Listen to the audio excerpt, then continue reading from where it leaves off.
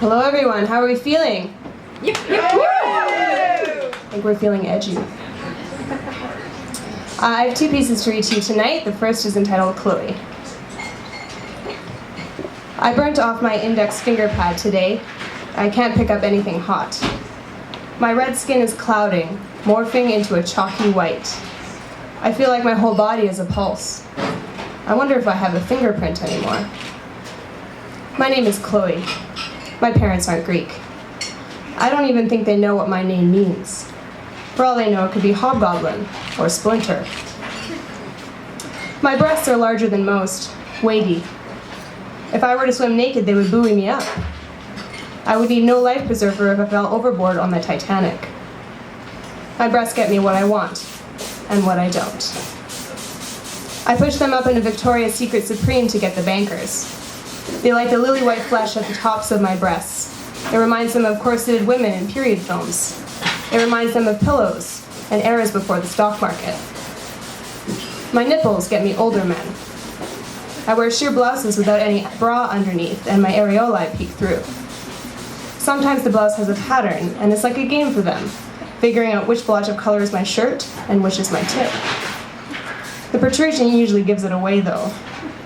My nipples harden to BBs when someone looks me up and down, when there's a breeze in the room, when a clock chimes.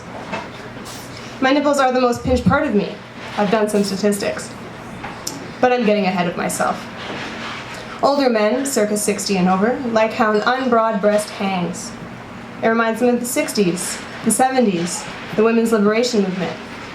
Don't get me wrong, not all are feminists. Some hate women. When I'm in South America or a North American salsa club, I wear dresses with a plunging V neckline, the point of the V hovering about my belly button. I know this seems cliche, almost laughable. Jennifer Lopez has made her mark on Latin men and Latin-loving men. I just appropriate what works. In these dresses, the lateral halves of my breasts are two C curves, mirror images. If you could bring them on top of each other, superimpose them, they would make the Chanel symbol. Two beautiful arcs smushed into one glob of breast. Strange. But I'm not selling fashion. My favorite tea is chamomile. I have it with honey and lemon. I curl up in a weathered brown leather chair and breathe the daisy into me. Chamomile comes from the Greek chemamelon, earth apple, because of the apple-like scent of its flowers. I like that idea, earth apple. Almost like the French for potato, pomme de terre. Boys in my junior high school used to compare the girls' breasts to fruit. Some had melons, others grapes. What humiliation either way. But apples, not too big, not too small, symbol of knowledge. That could well have been a compliment. I made chamomile tea today. I'm not feeling very well. When I was pouring myself a cup, I put my index finger on the teapot lid to keep it in place. It was very hot. That's how I burnt the pad of my finger. My iPhone keeps blinking. I won't look at it. I don't want to know who's texting, who's calling, who's asking. I'm recuperating from surgery at home today, not for the burn. I once saw a documentary about a man who grew breasts. After months of tests, his doctors finally figured out the cause. High levels of estrogen in the condensed milk, the stuff he plopped into his coffee every morning. More interesting than the milk was how the man abhorred himself for the flesh he was growing. He thought he was revolting. He said he didn't deserve to be called a man anymore, because of some bumps. Bumps he would have salivated over had they been on me, visible through a chiffon shirt. I'm not a hooker. Sometimes I get gifts. I have a vast network of contacts and I like a little fun. I'm not a cancer patient. Sometimes I get chemo. I have a vast network of doctors and they're figuring it out. When some lizards are in danger, they drop their tails. Literally drop, like a handbag. The lizard then walks from its former appendage, lying there on the ground, and goes back to its cage to rest. 2 days later, a new tail spurts from the old stump and begins to regrow. It's a defense mechanism that distracts the enemy and allows the lizard to escape. I just had a mastectomy. Mastos, breast, ache, out, temnane to cut, breast out to cut, breast cut out to cut out breast to what? to prevent the spread of the malign tumor into other parts of the body. Right. What is the chance anyway? 1 in 500, 1,000, 10? The probability of recurrence, does it fit a bell curve like our grades? Is it a nicely shaped hyperbola, symmetrical and pert, full and round? Or a lopsided parabola, a regression, an absence? I can't look down. Bandages and gauze and what's underneath, and to the left, a time bomb.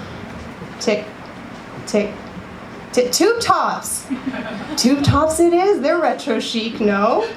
I'm sure they'll love tube tops. I'll just cling wrap, cellophane my breast to smooth, underneath. Even out the topography, you know? They won't even know the difference. Except I'll sweat. That plastic will make me sweat. And my left breast, God, it's huge. It still wouldn't be even. And fuck, what happens when they take off the tube top and see it? That long winding scar, pink and raw, no nipple, asymmetry wrapped in fucking cellophane? Disgusting. Disgusting. My name is Chloe. My parents are Greek. I don't have a fingerprint. I don't have a breast. I wonder if I'm a woman. I wonder if I'm a lizard. My name is Chloe. It means young green shoot.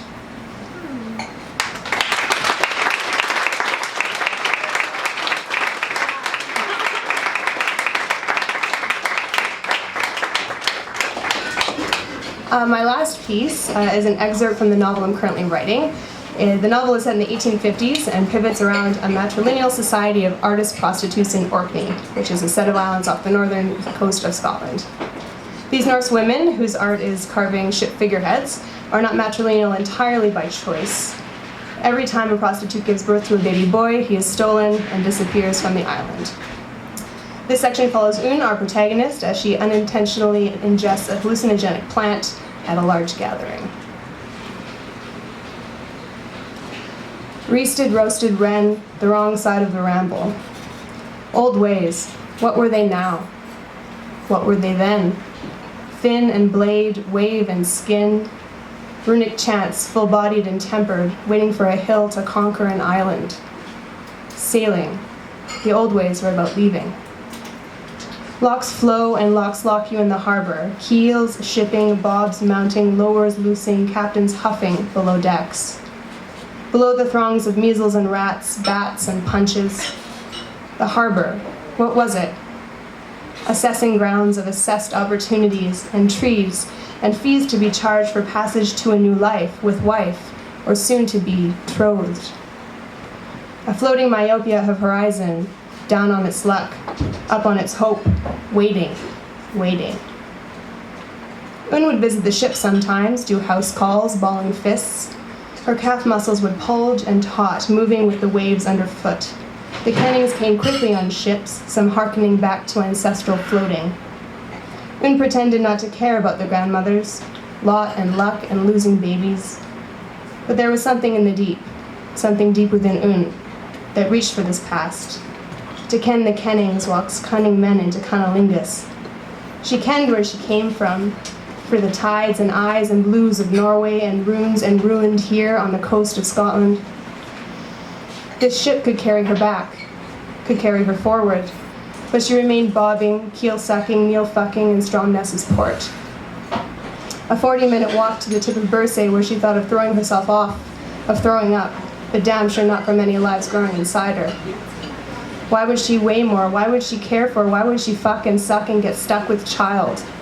These sisters were fools, fooled into a school of thinking where hope existed and rattlegreens shifted and called into the Orcadian mist with some homing device calling back to all boys, back to their teats, back to the homes, only to be mistreated by reverends and Watts and docks, making their trails back to motherlands impossible, fjords impassable, runes assuming hope when they would only bring ruin.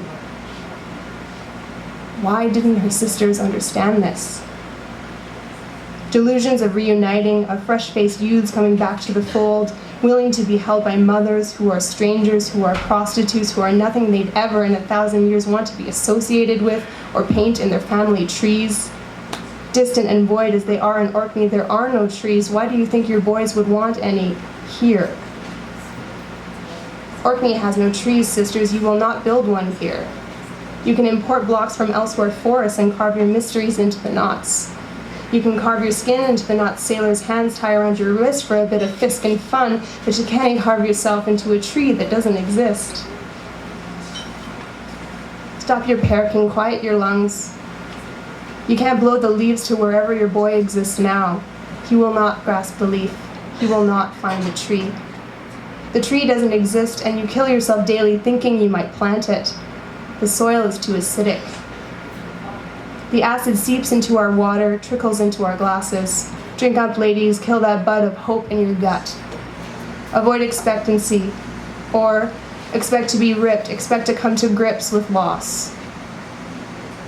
Dig in the dirt of our garden and make a pile, a sharp, conish pile.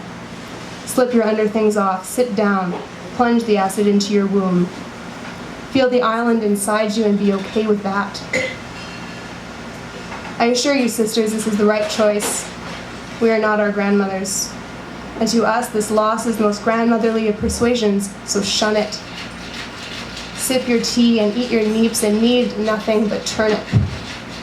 Even that is difficult enough to guarantee. Thank you very much.